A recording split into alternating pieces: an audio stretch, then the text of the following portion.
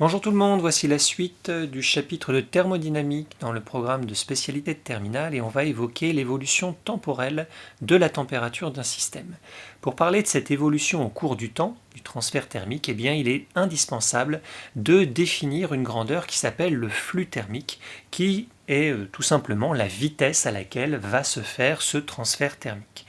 Et donc qui dit vitesse fait référence bien évidemment au temps, ça fait référence au transfert thermique évoqué dans la vidéo précédente, donc ce transfert thermique est noté Q, et ainsi on peut calculer ce que l'on appelle donc le flux thermique, noté ici par la lettre phi, la lettre grecque phi, et qui va donc se déterminer en divisant l'énergie transférée sous forme de chaleur, Q, qui s'exprime donc en joules, par la durée de ce transfert qui, elle, est en secondes, et ainsi on obtient un résultat, un flux, qui est en watts. Nous avons vu lors de la précédente vidéo que le transfert thermique, en fonction du système considéré, peut être compté positivement ou négativement, on parle de grandeur algébrique, et là, puisque phi dépend de q, il n'y a pas de valeur absolue, eh bien le flux peut lui aussi être une grandeur algébrique, autrement dit, il peut être compté positivement ou négativement. D'autre part, si on regarde son unité, le watt, ça fait bien penser bien évidemment à une puissance, on peut également parler de puissance thermique ou de flux thermique, peu importe. Ce flux thermique qui va donc s'effectuer du corps le plus chaud vers le corps le plus froid, on peut parler d'une température TA, une température TB par exemple, eh bien peut se faire au travers de la paroi qui délimite le système par rapport à l'extérieur, et vous voyez ici donc le schéma qui l'illustre. Cette paroi peut par exemple représenter une cloison entre l'intérieur et l'extérieur d'une pièce. La température n'est pas la même de part et d'autre de cette paroi, et donc le flux va s'effectuer de la température la plus élevée, donc TA, vers la plus faible TB, et ce flux va dépendre de deux paramètres qui sont illustrés ici, bien évidemment de la différence de température qui existe entre A et B. Plus la différence est forte, plus le flux va être important, et ça dépend aussi de la résistance du matériau. Le flux va être moins important si le matériau a une forte résistance. Ainsi, on aboutit à une autre manière de calculer ce flux thermique qui correspond donc à la différence de température. La notation θ fait référence à des températures exprimées en degrés Celsius, mais on peut mettre TA moins TB, et là ce serait en Kelvin. Vu qu'on fait une variation, ça ne change strictement rien. Et on divise donc par la résistance thermique. La résistance thermique, elle porte bien son nom, hein, elle résiste. Donc plus il y a de résistance, moins le transfert thermique est facile, moins le flux va être important. Hein. Donc pour un R élevé, vous avez un flux qui est faible. La relation est tout à fait logique. Donc en ce qui concerne les unités, on a dit que le flux était en watts, la différence de température en degrés Celsius ou en Kelvin, et à partir de là, bien, on trouve l'unité de la résistance thermique qui est en degrés par watt. Cette résistance thermique dépend en fonction des matériaux, hein, de l'épaisseur, de la surface et de la conductivité du matériau. Vous pourrez rencontrer une autre formule qui fait intervenir les grandeurs que je viens d'évoquer, mais cette relation-là n'est pas à connaître, elle sera rappelée dans les exercices. Là, je ne l'ai pas mise dans la vidéo. Le flux thermique, eh bien, il peut être exprimé encore d'une autre manière, et ainsi il va nous permettre d'étudier au cours du temps l'échange entre le système qui nous intéresse et ce qu'on appelle un thermostat. Alors vous allez voir, je vais vous dire ce que c'est que le thermostat. Alors rien à voir avec le thermostat du four qui vient d'apparaître. Là on s'intéresse à un cookie qui va refroidir et refroidir pour pouvoir être mangé. Et puis on peut aussi s'intéresser à une boisson qui sort du frigo mais qui est un petit peu froide, donc on va attendre un peu qu'elle se réchauffe pour pouvoir la boire. Et donc comment va évoluer la température du système au cours du temps? Voilà la question à laquelle on va chercher à répondre. Donc Le système étudié ici dans les deux exemples, c'est soit le cookie, soit la boisson. Ce système est considéré comme incompressible, donc masse volumique constante, c'est vrai pour les solides et les liquides, c'est le cas ici. On considère que le système est fermé, il n'y a pas d'échange de matière avec l'extérieur. Il peut y avoir des échanges énergétiques, mais pas d'échange de matière. Et donc l'extérieur, eh bien, c'est l'air ambiant ici dans lequel le cookie ou la boisson va se trouver. C'est le fluide extérieur. Ça pourrait être, bon, évidemment, ce n'est pas la situation évoquée, mais on pourrait tout à fait réchauffer un objet ou refroidir un objet dans un liquide. Et là, on aurait exactement le même principe, la même étude. Le thermostat, qu'est-ce que c'est qu'un thermostat en fait? C'est l'extérieur ici du système, mais qui a une particularité, c'est qu'il est suffisamment grand, entre guillemets, pour que sa température soit constante, quel que soit l'objet, froid ou chaud, qu'on va mettre dans ce milieu extérieur, la température va rester constante. Si vous faites de la cuisson de gâteaux, alors le four lui dégage de la chaleur, mais en tout cas ce ne sont pas les gâteaux que vous sortez du four qui vont réchauffer toute la pièce. Pareil, si vous sortez une bouteille du frigo, elle ne va pas être suffisamment froide ou suffisamment grande pour refroidir l'ensemble de la pièce. Donc le fluide extérieur est considéré comme ayant une température constante, c'est un thermostat. Ce qui va être important et intervenir dans la relation qu'on va voir, c'est la surface d'échange, je vais aller un peu vite, surface d'échange entre le système et l'extérieur, on va l'évoquer après, et donc entre le système et l'extérieur, il va y avoir un transfert énergétique relatif à une certaine durée, donc un flux thermique, notez phi, et puisque tout ça, le système baigne dans un fluide extérieur, liquide ou gazeux, pardon, eh bien l'échange thermique va se faire par convection. Donc je disais, ce qui va intervenir aussi dans la relation qui va venir, c'est la surface d'échange entre le système et l'extérieur. Plus la surface est grande, évidemment, plus il y a d'échanges possibles, et cette surface, elle est à la température du système. Là, on va faire des choses un petit peu simples. On considère que le système est à la même température, que ce soit à l'intérieur ou à la surface. C'est pas tout à fait aussi vrai, mais là, on rentre dans des choses un peu plus complexes. Là, le système et donc la surface du système est à une certaine température T. Eh bien, le flux thermique qu'on a déjà évoqué dans la page précédente et dont on a déjà donné deux expressions, eh bien, il peut s'exprimer grâce aussi à une troisième qui s'appelle la loi de Newton, qui nous dit que le flux thermique, eh bien, il est égal à quoi? Il est égal à un coefficient H dont on reparlera tout à l'heure, multiplié par la surface d'échange, et là vous voyez que S est multiplié, donc ça veut bien dire que plus la surface est grande, plus le flux est grand, plus l'échange est grand, donc plus il y aura d'échanges thermiques, et ce flux thermique dépend de la différence de température. Alors ça, on l'avait déjà évoqué dans la deuxième relation, différence de température, donc entre le système, qui est à une température T, comme sa surface, et l'extérieur, le thermostat, qui est à une température TE. Le coefficient H, ici, eh bien, voilà les unités, hein. Le coefficient H est appelé coefficient d'échange convectif entre le système et l'extérieur. Donc je rappelle les unités, le flux est en watts, la surface est en mètres carrés, la différence de température, soit c'est des Kelvin, soit c'est des degrés Celsius, mais en termes de valeur numérique, ça ne change strictement rien. Donc peu importe finalement, on s'adapte aux unités qui vont être données dans l'énoncé, et quelle que soit donc l'unité de température, ça ne changera pas grand-chose. Donc cette relation de cette loi de Newton qui exprime le flux va nous permettre, grâce à d'autres expressions du flux qu'on a vues précédemment, de suivre au cours du temps l'évolution de la température du système, qu'il soit chaud ou froid. Pour cela, eh bien, on va faire un bilan énergétique du système, et qui dit bilan énergétique du système dit premier principe de la thermodynamique. Delta U égale W plus Q, sauf qu'ici il n'y a pas d'échange sous forme de travail, ce ne sont que des échanges thermiques, donc delta U égale Q ici. Le delta U, c'est la variation interne du système qui est considérée comme incompressible. solide ou liquide. Donc puisqu'il est incompressible, on peut exprimer cette différence d'énergie interne, cette variation par la relation m fois c fois delta θ, variation de température, donc entre le début et la fin de l'évolution temporelle. Alors attention aux variations de température. Là, je m'intéresse au système, donc le delta θ qui est évoqué ici, c'est la variation de température entre le début et la fin de l'expérience.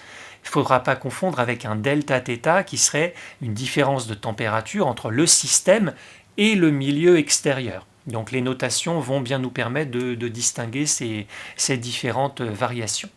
D'autre part, donc, le transfert thermique Q bien, dépend du flux que je viens d'évoquer.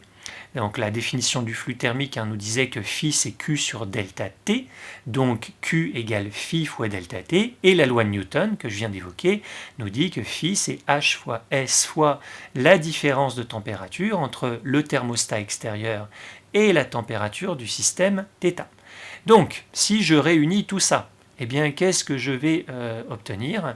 Je vais obtenir cette relation-là, m fois c fois delta θ, c'est le delta U qui est ici, est égal à Q, et Q c'est le flux, c'est-à-dire ça, multiplié par la durée. J'arrive donc à cette expression qui est ici. Cette expression, je la modifie un tout petit peu en divisant par delta t. Je vais donc diviser à gauche et à droite par delta t, donc ça simplifie à droite, et à gauche on a donc un delta θ sur delta t. Maintenant je vais diviser par mc. En divisant par mc, eh bien à gauche, je n'ai plus que delta θ sur delta t, et à droite, je vais donc avoir hs sur mc, multiplié par θe moins θ. Alors vous voyez ici apparaître un taux de variation de la température par rapport à une certaine durée, pendant une certaine durée. Si je fais tendre cette durée delta t vers 0, eh bien ce taux de variation correspond à la dérivée de la température par rapport au temps, qui se note dθ sur dt, la notation d sur dt, c'est la notation de la dérivée en physique. J'ai donc la dérivée de la température qui est égale à un coefficient hs sur mc multiplié par la température du thermostat moins θ. Je vais développer cette partie droite qui est là. J'arrive donc à cette expression-là et je vais tout simplement inverser les deux termes là pour mettre cette équation-là. Et cette équation, en fait, eh bien, elle fait intervenir une grandeur qui varie, qui est la température, ici. Et donc, cette grandeur-là, la dérivée, elle est reliée, grâce à cette égalité, grâce à cette équation, à θ. Donc, vous avez dans une même équation la dérivée de θ et θ. Et donc, une telle équation qui fait intervenir une fonction et une de ses dérivées, eh bien, c'est ce qu'on appelle une équation différentielle. Et c'est la résolution de cette équation différentielle vérifiée par la température qui va nous permettre d'avoir la résolution de ce qui nous intéresse, c'est-à-dire l'évolution temporelle de la température qui pourra donner lieu à un graphique quand on aura la fonction mathématique correspondante. Donc voici l'équation différentielle que l'on vient d'établir et maintenant on va voir comment la résoudre. Alors petit point mathématique qui va nous être utile. Quand on résout une équation différentielle, donc déjà il faut établir cette équation qui relie donc une fonction qui est notée ici y avec l'une de ses dérivées. Là on est sur une équation différentielle du premier ordre puisque c'est une dérivée première. La fonction multipliée par un coefficient a auquel on ajoute un coefficient b constant. Et bien quand on a réussi à établir une telle équation, la solution de cette équation est de la forme y égale un coefficient k multiplié par l'exponentielle du coefficient a ici multiplié par la variable, en maths la variable c'est x, mais en physique la variable c'est le temps, donc là nous on aura une exponentielle a fois t, et moins le coefficient b moins un coefficient a qui interviennent dans l'équation qui sont ici. Alors on va faire une petite identification. La fonction qui varie pour nous c'est la température, θ. Le coefficient a c'est moins hs sur mc. Et puis le coefficient b c'est hs θe sur mc. Donc si j'applique tout ça, si j'identifie bien tous mes paramètres, la solution de l'équation, θ, est donc égale à un coefficient k, multiplié par exponentielle, Le A, c'est moins HS sur MC, donc c'est bien ce qu'on retrouve ici, multiplié par, ici la variable, c'est x en maths, je vous ai dit, en physique, on étudie l'évolution de la fonction par rapport au temps, donc la variable, c'est le temps, et ensuite on fait moins B sur A. Alors regardez la tête de B, regardez la tête de A, si je fais B divisé par A, il ne reste que moins θE, et donc là on a bien moins B sur A, et donc moins B sur A, c'est plus θE. J'arrive donc à cette expression-là. On n'a pas tout à fait fini la résolution, puisqu'il me reste une constante que je ne connais pas, c'est cette constante K. Donc pour la trouver, eh bien, je vais me positionner à un instant que je connais bien, c'est l'instant initial, t égale 0, et à t égale 0, eh bien, je sais que la température du système, eh bien, c'est la température initiale. Cette température initiale, je vais la noter θi. Dans le cas du cookie, c'était la température du four. Dans le cas du jus d'orange, c'est la température du frigo.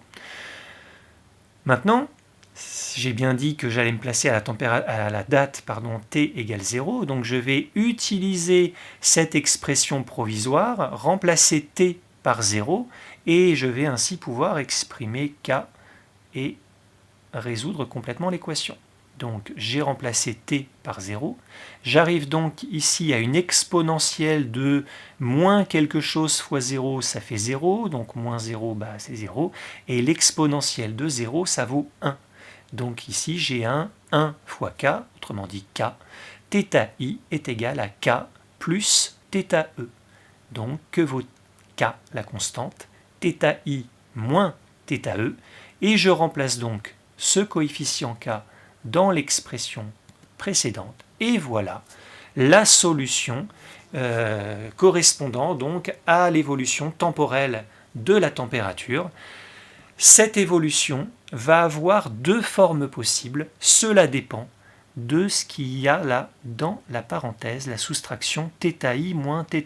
θi, c'est la température initiale du système, θe, c'est la température du thermostat. Première possibilité, le cookie, il est très chaud. Donc θi est plus grand que θe. J'ai donc un θi moins θe qui est positif.